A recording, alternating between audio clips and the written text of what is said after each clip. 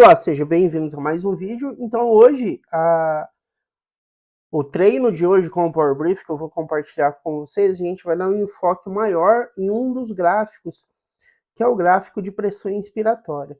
A pressão inspiratória, indiretamente, ela simboliza a força do músculo inspiratório, tá? Explicando mais aí, ela é como se fosse a nossa capacidade de puxar o ar. A pressão inspiratória, que indiretamente representa a força do músculo inspiratório, ela não tem nada a ver com as questões lá da espirometria, não, tá bom? Esse vídeo, trazendo melhor essa explicação sobre esses gráficos, foi motivada por uma pergunta enviada, né, eu acho que é uma filha de uma paciente com DPOC. Ela perguntou, né, o que significavam os gráficos lá que apareciam no meu treino com o Power Brief K5. Então vamos iniciar, deixa eu compartilhar a tela. Então esse daqui é a tela que a gente vai ver hoje, tá bom? Iniciando.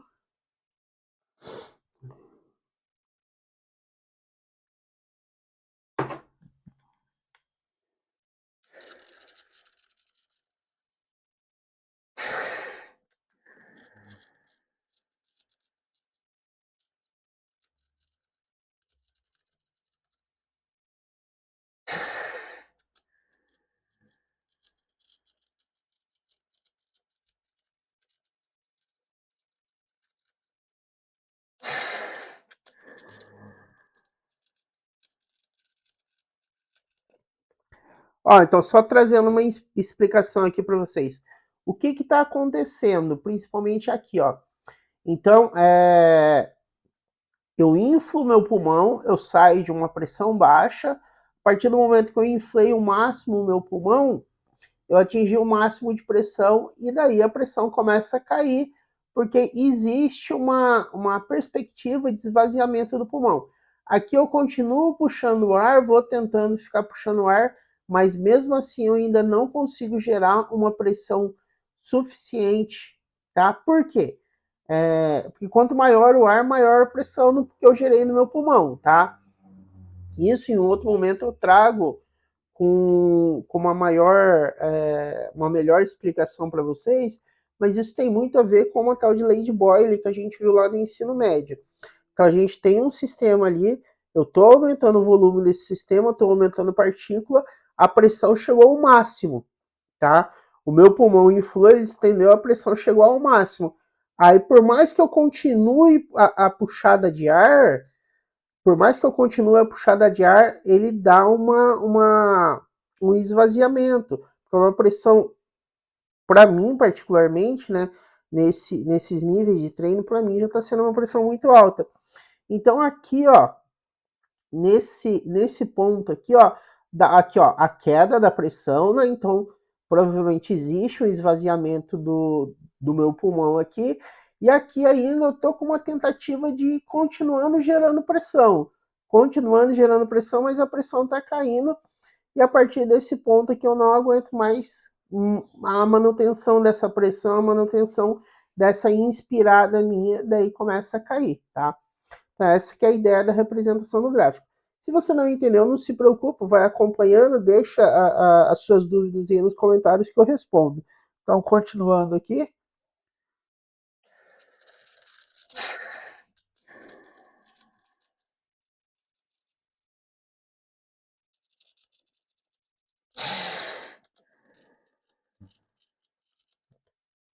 Perceberam que a partir de agora eu estou conseguindo sustentar um pouco melhor essa pressão? Então ela tem uma queda grande ali, né, entre o primeiro risco e o segundo risco, ela tem uma queda e depois essa queda ela vai diminuindo, né, até chegar um ponto que eu não aguento mais sustentar essa pressão no meu pulmão.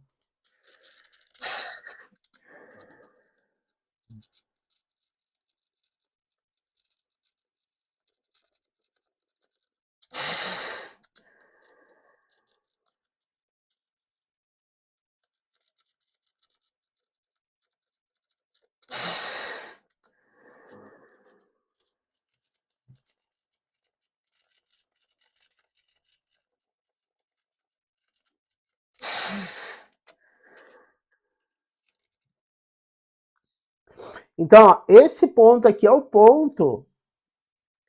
Então, o máximo de pressão cai, aqui eu consigo sustentar a pressão um pouco, a partir daqui ela começa a cair.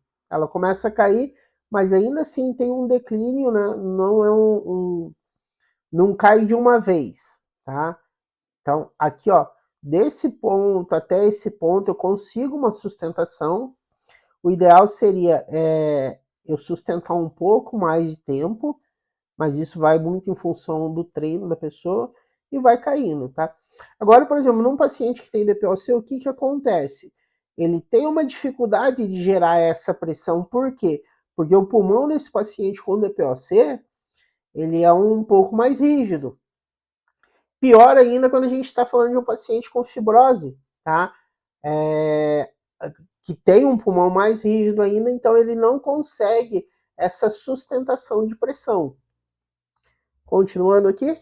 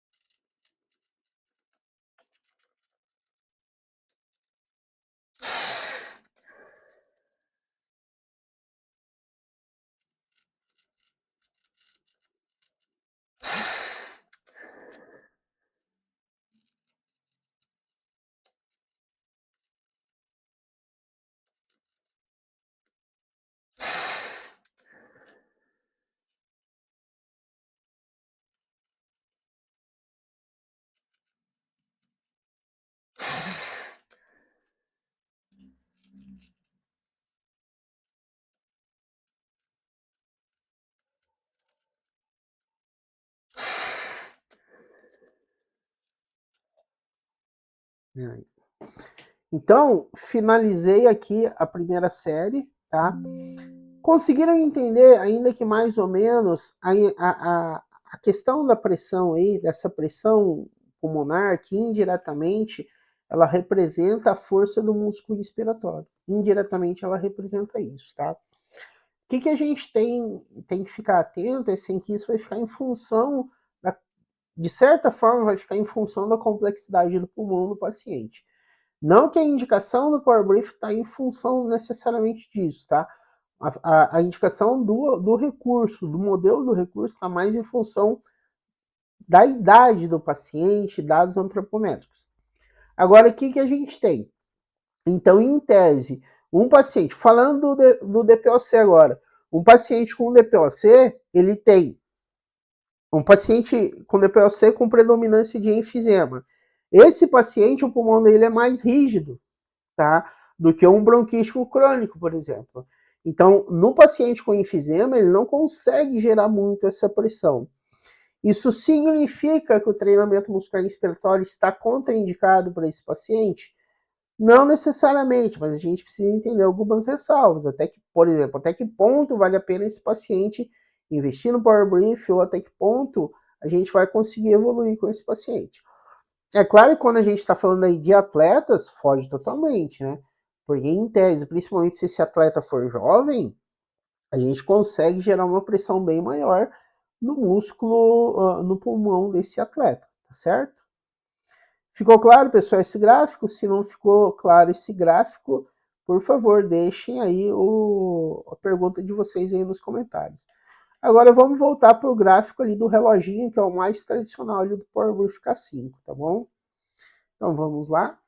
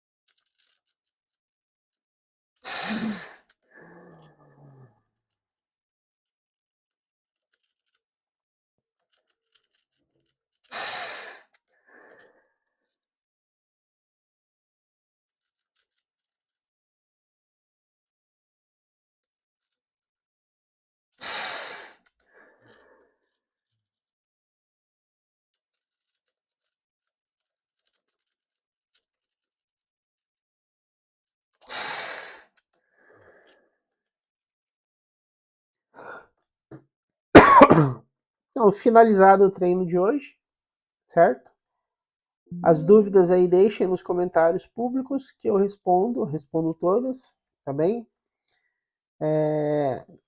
Então, esse foi o treino do dia 31 de 12 de 2025, primeiro treino do dia, tá? Agradeço por você prestigiar mais esse vídeo.